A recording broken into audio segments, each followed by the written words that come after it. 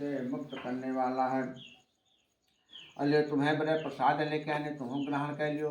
जब लीलावती ने भगवान का प्रसाद खाया तो अपने पुत्र से कहा कि तुम प्रातः काल सब सामग्री एकत्र करो, मैं भी सत्यनारायण भगवान का व्रत और पूजन करूंगी। माता और पुत्र दोनों ने प्रातः काल सत्यनारायण भगवान का व्रत और पूजन किया और प्रभु से प्रार्थना की कि हे भगवान, जो भी भूल या गलती भय हो दिन का दयाल प्रभु उसको आप क्षमा कर दीजिएगा।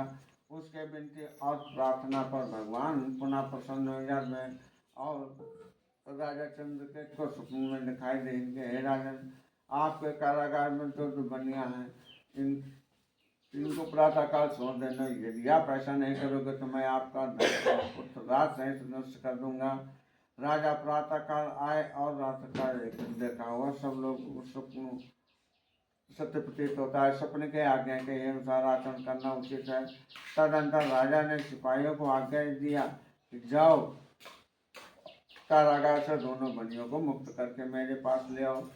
राजा की आज्ञा पाकर दूत लोग ने कारागार जाकर दोनों बनियों को मुक्त करके राजा के सामने उपस्थित किया और विनय पूर्वक राजा से कहा कि हे राजन, हम बंधन से मुक्त करके दोनों बनियों को ले आए हैं। इसके बाद दोनों ने राजा चंद्रकेत को दंडवत प्रणाम किया और कहा कि हे साधुवर, अब तुम अपने नगर का जा सका तो और राष्ट्र तुमका कुछ कोई भी मोह जाए तो हमारा दोष नहीं ना। इतना कहने के बाद साधु वैश्य ने कहा, हे राजन, यदि आपका उनका कोई भी दंड मिलेगा तो हम आपको दोषित नहीं कहेंगे।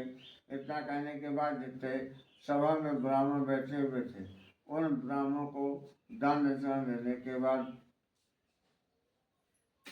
साधु बने अपने देश को रवाना हुआ चल दिया। अपने नगर को साधु बनिया और उसके दामाद नाव पर बहुत सा धन लाद करके अपने नगर को चल दिया।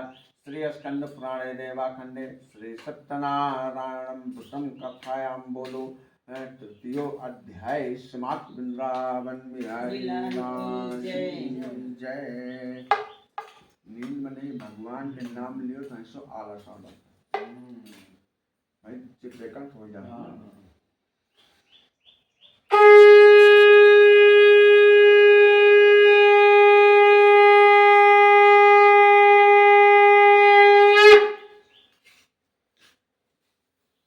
तो बातें सूत जी कहते हैं कि हे सौनक ऋषियों, जब साधु बनिया ब्राह्मणों को दान दक्षिणा देने के बाद अपने नगर को चला तो भगवान ने उसकी परीक्षा लेना चाहते हैं कि देखिए इस बनिए के हृदय शुद्ध हुआ या नहीं। तो दंडी का वेश धारण करके उस साधु वैश्य के पास आया और पूछा कि तुम्हारे नाव में क्या वर्तमान है।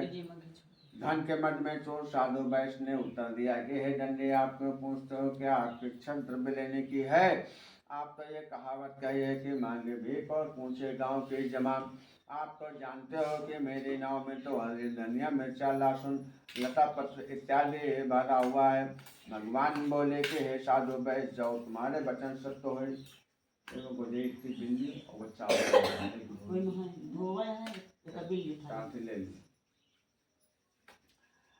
मूर्छित होकर जमीन पर गिर पड़ा। फिर मूर्छा खुलने पर शोक करने लगे। तब उसके दामाद ने कहा कि गतम न सोचा में गतम न मनते गतम शोको न कर्तव्य भविष्य वर्तमान सुकार्य सुगति विक्षणा।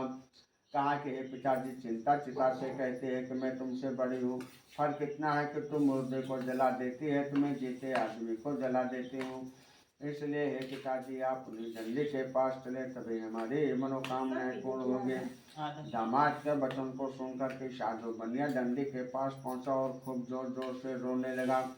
तब भगवान बोले कि हे साधु वैश्य, तू रो मत। तुमने पूजा करने का वादा किया था, तुमको अभी तक नहीं किया, इसलिए हे मूर्ख, मेरी आज्ञा से तुम्हें बार बार दुख प्राप्त हुआ है। तब साधु वैश्य ने कहा कि त्वया माया मोहिता ब्रह्मास्ते देवो जनान गुणानुपम तवासितम विदम प्रभो मूढ़ोऽयं कथं जाने मोहितस्य महामाया प्रसेत पुंजिष्यामि यथा बभूव विस्तरे। कहा कि हे भगवान, आपकी माया को तो ब्रह्मा इत्यादि देवता भी नहीं जान सकते। मैं बनिया हूँ, मैं आपको कैसे पहचान सकता हूँ। आप प्रसन्न होइए, मैं अपने समर्थ के अनुसार आपको मैं पूजा अवश्य करूँगा, क्योंकि बारंबार मेरी ही आज्ञा पर तुम मुझे कष्ट दिया करते हो, तुम्हें मेरा कष्ट निवारण करते हो। मैं आपके ही शरण में आया हूँ, अतः मेरा पूर्ण धन देकर के आप मेरी रक्षा कीजिएगा। इस तरह के भक्ति युक्त बात को सुन करके भगवान पुनः प्रसन्न हो जाए। मैं कहा कि जाओ तुम्हारा मनोरथ सिद्ध हो जाएगा था, तुम्हारा द्रव्य तुम्हें फिर से वापस मिल जाएगा। आशीर्वाद दे करके भगवान अंतर्ध्यान हो जाते हैं। इसके बाद साधु बनिया जब नाव पर आकर देखा तो नाव सोना चांदी से भरी पाया। सब लोगों से कहा सत्यनारायण भगवान की कृपा से मुझे मनवांछित फल प्राप्त हुआ है। साधु वैश्य उसी जगह पूर्वक सत्यनारायण भगवान का व्रत और पूजन किया। अपना प्रसाद खाएं और दूसरों को प्रसाद बांटें। प्रसाद खा करके जल पी करके वो साधु वैश्य अपने नगर को चल दिया।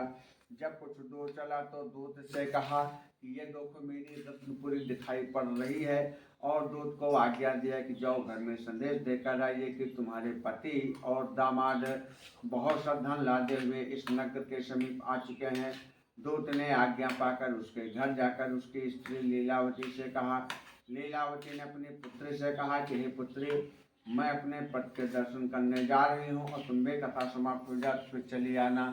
इतना कहने के बाद वो वहाँ से चली गई। जब कथा समाप्त हो गई तो कलावती भी भगवान के प्रसाद को छोड़ करके अपने पतिदेव से मिलने चल दिया। तब भगवान रुष्ट हो जाते हैं और श्राप दे दिया कि जाओ तुमको दुख भविष्य में महान दुख प्राप्त होगा। अपने काम में कुशल साधु बनिया अपने दामाद को लेकर के चल दिया। जब कुछ दूर चला तो जब कलावती अपने पति को न देख सकी तो रोते हुए जमीन पर गिर पड़ी। फिर मूर्छा खुलने पर शोक करने लगी। इस तरह नौका को डूबी हुई तथा कन्या को अत्यंत दुखी देखकर साधु वैश्य ने मन में विचार किया कि न जाने किस देवता की माया हो, लेकिन प्रभु सत्यनारायण की लीला को कौन जान सकता है। कहीं उनके क्रोध से तो ऐसा न हुआ हो। इस प्रकार कहकर विलाप करने लगे। तब साधु बनिया बारंबार दंडवत प्रणाम करने लगा कि हे सत्यनारायण स्वामी, यदि मेरा कष्ट दूर करोगे तो मैं अपने ईश्वर के अनुसार आप में पूजा अवश्य करूँगा, क्योंकि बारंबार मेरी ही अज्ञानता पर तुम मुझे कष्ट दिया करते हो और तुम्हें मेरा कष्ट निवारण करते हो। अतएव मैं आपके ही शरण में आया हूँ, अतः मेरा पूर्ण धन लेकर के आप मेरी रक्षा कीजिएगा। इस तरह के भक्ति युक्त बात को सुन करके दोनों एक मिला दी। ये पंचमेवा थोड़ी बंद कर दिया दुकान, जबकि वो तब जा तुम तो वहीं बैठ जाए। कलावती घर गई और घर पर विधि पूर्वक सत्यनारायण स्वामी का व्रत और पूजन किया। और व्रत और पूजन करके अपना प्रसाद खान दूसरों प्रसाद बांटे। प्रसाद खा करके जल पी करके जब अपने माता और पिता के पास पहुंची तो अपने पतिदेव के दर्शन पाए। तब साधु वैश्य ने कहा कि अब घर चलो ना, विलम्ब क्यों करते हो। तब साधु वैश्य ने कहा कि चल रहा हूँ पुत्री। इतना कहने के बाद साधु वैश्य उसी जगह सत्यनारायण भगवान का व्रत और पूजन किया। उस अपनो प्रसाद का दूसरों प्रसाद बांटे। उसी दिन से वो साधु वैश्य हर पूर्णमासी और हर संक्रांति सत्यनारायण भगवान का व्रत और पूजन करता रहा, और जब तक इस पृथ्वी पे रहा तब तक वो साधु वैश्य सुख भोगता रहा। अंत में मरने पर वो साधु वैश्य सीधा सत्यपुर को चला गया। सूर्य महाराज बोले कि हे सौनक जी के ऋषियों, इस प्रकार साधु बनिया व्रत के प्रभाव से इस लोक में मन वांछित फल भोग करके अंत में वैकुंठ लोक को चला गया। श्री स्कंद पुराणे रेवा खंडे श्री सत्यनारायण व्रतम कथायां बोलो चतुर्थो अध्याय समाप्त। वृंदावन बिहारी लाल की जय।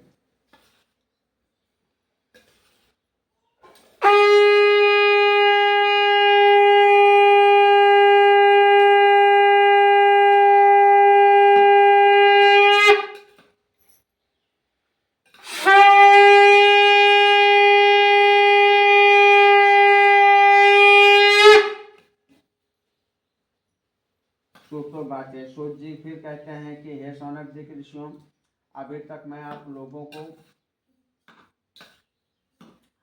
जब साधु बनिया ब्राह्मणों को दान दक्षिणा देने के बाद अपने नगर को चला तो भगवान ने उसके परीक्षा लेना चाहते हैं कि देखिए इस बनिए का हृदय शुद्ध हुआ या नहीं।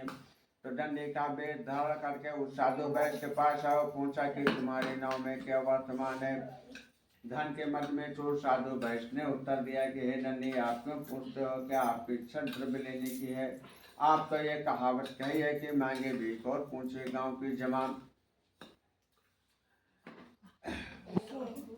एक समय वही सूर्य जी कहते हैं कि एक समय वन में जाकर के बहुत से बड़े और पशुओं को श्रृंगार करके एक बरगद के पेड़ के नीचे आए। उसी जगह ग्वाली लोग ने सत्यनारायण स्वामी का व्रत और पूजन कर रहे थे। राजा मारे मान मन से न वहां गए, भगवान को प्रणाम ही किया। जब कथा समाप्त हो गई तो ग्वाली लोग ने भगवान का प्रसाद राजा के सामने रखा, तो राजा उस प्रसाद को त्याग करके अपनी सुंदर नगरी को चल दिया। राजा के 100 पुत्र थे, वो भी मर गए, और जो धन था वो भी सब नष्ट विष्ट हो गया। तब राजा मन में सोचने लगे कि सत्यनारायण प्रभु के प्रसाद त्याग देने के कारण ये मेरी दशा हुई है, क्योंकि प्रभु में इतनी शक्ति है। राजा उसी स्थान पे गया जहाँ पर ग्वाली लोग सत्यनारायण भगवान का व्रत और पूजन कर रहे थे। वेद पूर्वक राजा ने सत्यनारायण प्रभु का व्रत और पूजन किया, अपनों प्रसाद खाएं और दूसरों प्रसाद बांटें। प्रसाद खा